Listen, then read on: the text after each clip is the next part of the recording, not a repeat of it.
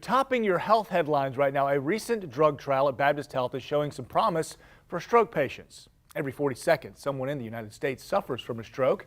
Our Leah Shields spoke with a neurosurgeon at Baptist Health. She joins us live with the details of the trial.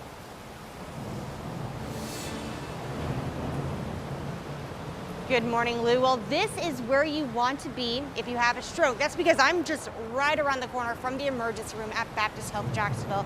You know, the faster you get treatment, the better with strokes. But what if you could get a treatment on the way to the hospital, maybe in that ambulance, that could help stop more damage from happening to your brain?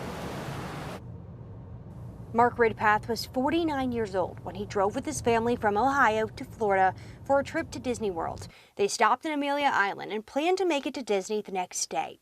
That never happened. I was that unresponsive that they thought I might have passed away. He had a stroke in their hotel room.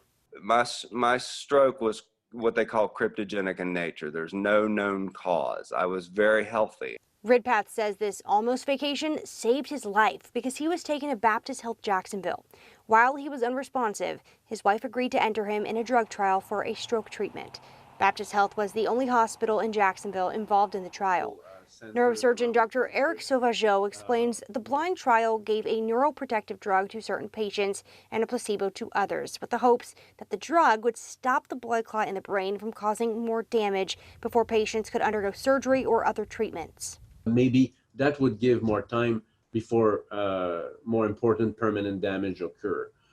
So that would be an area where it would be really, life-changing. Ridpath survived. He was able to walk his daughter down the aisle and drop his son off at college.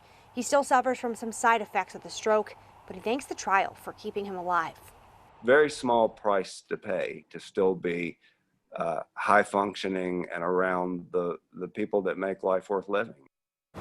That first trial is complete, and they did find success with that neuroprotective drug. Now, 39 people in that trial were at Baptist Health Jacksonville, but there were 1,000 patients total involved in the trial. And Dr. Sauvageau explains that there's now an extended trial that they will also take part in to continue to study that drug. And he says he is hopeful for the future treatment of strokes.